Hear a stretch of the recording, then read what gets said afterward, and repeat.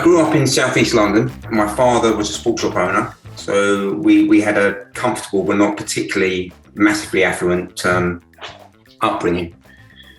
And I was lucky enough to get into a school called Allane's, which is in Dulwich, which at that time was a direct grant school, so it was a fee-paying school, but the fees were proportional to your parents' earnings. So it had a much broader mix of pupils in it, or students in it, than a school like that would have today. There were all sorts of different people there. It wasn't just for children that came from a wealthy background, but there were also some very wealthy people there. And one of my classmates, it wasn't actually my classmate, but was in my year at school, was a chap called Neil Tullett, whose father was Derek Tullett from Tullett and Riley in those days, in Tullett and Tokyo, Tullett Pre-Bomb, which is still in existence. Neil left school when he was 16 and joined his father's company. And I believe he's still working there, and he's had a very successful career. He was a very good broker. I stayed on until I was 18 and did what were known as A-levels here, which are the exams that you take before you go to university. And I got a decent set of A-levels, and I had a place at university. That was in 1981. But another one of my friends who joined Tullett's had suggested to me that I try money broking. And the economic situation here in 1981 was quite bleak. And I really didn't see the point in going to university to study what I was going to study, which was German and history, because I just didn't think, I couldn't see how that was really going to lead to any particularly successful career. So I decided that I'd try and get a job in money broking and do that for 6 months was my initial aim. And then I would go off to Germany, try and improve my German, and then go to university and do something more vocational. I was thinking about law at that time. But I started work as a money broker at a company called R.P. Martins, which is now owned by BGC. It technically still exists. Started on the dollar lira desk and thoroughly enjoyed it. It started off as most people did in those days, on a very poor salary, but there was this carrot there that if you did well, you could earn quite good money. And the thing I think even here in the UK back then, I mean, that's something you couldn't really do now. It'd be very difficult. Although there is a bit of a move back to taking people on without having been to university or hadn't gone and got a master's degree or a PhD. You could quite easily leave school in the UK at that time at 16 and 18 and get a job in that type of environment. Even if you had to go into a bank and go into the back office for a couple of years, that route of entry wasn't prohibited from people who hadn't been to university, which I think was different from what it was in the United States even then. I believed, and it was kind of the perception at that time, that going into a bank would provide a greater longevity. And I stayed at Midland, I think, for 5 years. And then I went to the process of the takeover with HSBC wasn't particularly enjoyable. I had a fairly bad time in New York for the year I was there. And somebody that I knew had got to Continental Bank, which you probably remember very well, which again was another fading giant. It'd been a huge bank, had almost gone bankrupt. I think it was the Penn State Oil thing or something in the 70s. And I joined Continental Bank, and it was an interesting time, but the bank was clearly on its uppers, as we say. And I stayed there for a year, and the chap who employed me then left and went to Nomura. And this was actually a slightly different iteration to the Nomura that we all know now. This was Nomura Bank, not the securities house. And they had this idea that they would build up this banking business, and it would be very successful. And I kind of knew how much power Nomura had as a financial institution, because I used to see quite a lot of its flow when I was at Midland Bank. But we went to Nomura Bank. We hardly saw any of the business from the parent company. So it was an interesting experience. But back in those days, everybody was trying to be a market maker to everybody and everything, but we didn't have anything behind us. So it's kind of on a hide into nothing, really. But it was an interesting experience. But then that I decided that I had basically done enough. I was never massively extrinsically motivated. The money was always nice. But I think coming from my background, my goal that had been drilled into me, if you like, was to basically get one step up further up the property ladder from my parents. And that was the kind of mentality that I had. Now, by the time I left Nomura, which was when I was 30, I owned my house, I didn't have a mortgage on it, and I had cash in the bank. And I was also very, very lucky that my wife was also a foreign exchange trader, and she actually still enjoyed her career. So I didn't just stop work and have nothing coming in, but I decided that I wanted to have a career change. I wasn't entirely sure what that would be, but I was basically, at that time, I was bored of trading foreign exchange. It was a strange story. Just before I graduated, one of the lecturers was asked if he would write an article on how much power cyclists needed to produce in the Tour de France. And he said to this publication, well, I could do it for them if they wanted me to do it. So they said, fine. And I wrote this article. I mean, completely naively, I just thought I'd write this article. They'd have to edit it a lot because I wasn't a journalist. They hardly edited it at all, and they paid me, which I was like, oh, right, okay. Now it wasn't a market salary, but I suddenly thought, well, this is something I could possibly do. So I actually I graduated.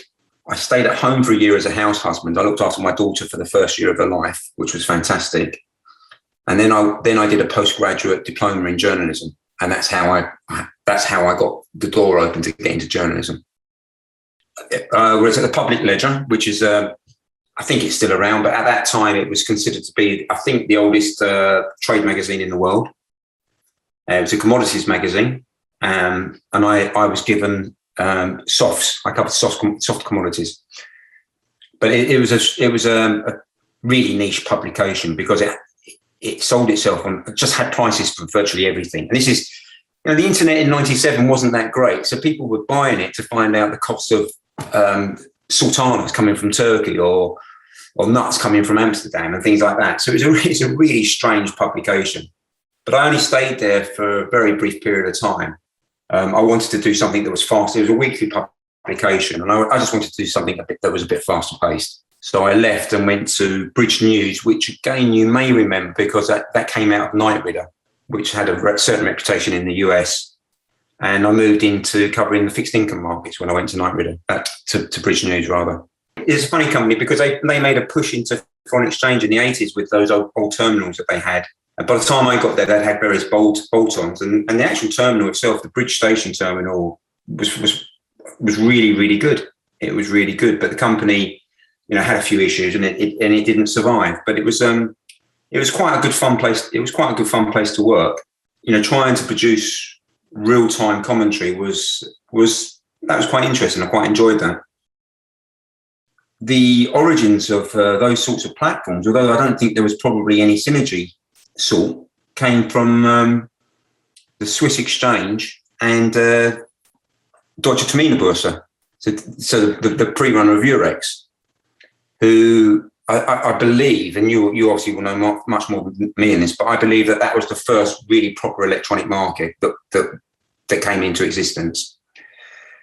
I got more involved in looking at what was going on when I was at Bridge, and I joined just as the Battle of the Bund was really going. And I think when I joined, Life was still doing the majority of the business, but you could see it switching on almost on a daily basis. And I think that's something that those of us who saw it probably will never see again, the way that liquidity shifted. And that was for me, that was fascinating to watch. And I became quite interested in looking at market structure there, whatever the market was, or the impact that had on life. Life, it's a cliche, but life nearly died. It nearly died. And I think it got away with it by the skin of its teeth. And it rapidly rolled out its versions of its electronic trading platform. It decided that it would get independent software vendors to build the front end. So banks had a choice about the platform they took, and I guess some of those were more customizable. I think if I'm right in remembering, I think a few of them may have had a few headlines bolted on, but I don't think they were particularly a full-blown news service, or had a full-blown news service on them.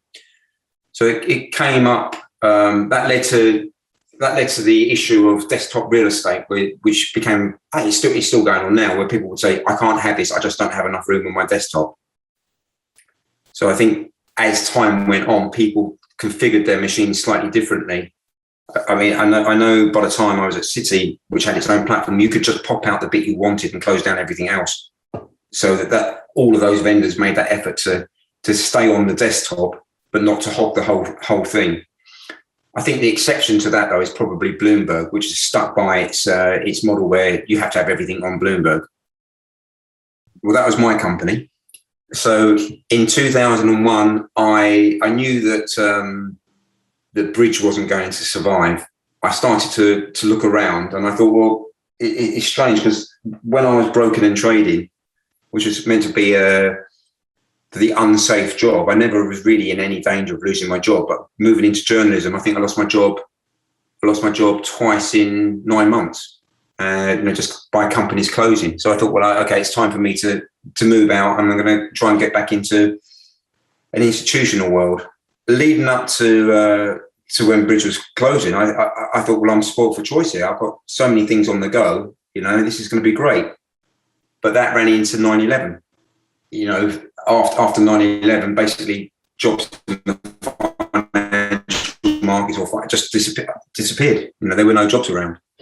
So I really had no choice but to go freelance. And I was given a bit of a lifeline by various people. And I then started to look around to see who else I could write for on a freelance basis. But I also thought I'd try and do some corporate work, because corporate work was much more lucrative, much better paid. And again, essentially via Emma, I started doing a lot of work for GL Trade. And I also started doing some work for Eurex, funny enough. It was a good living, and it was a diversified earning source, because what's strange is you assume that if you're on somebody's payroll that you've got some safety, but if they decide they don't want you anymore, that's it. Your living's gone. But if you have 5 or 6 regular clients, you're not going to lose all 6 at the same time.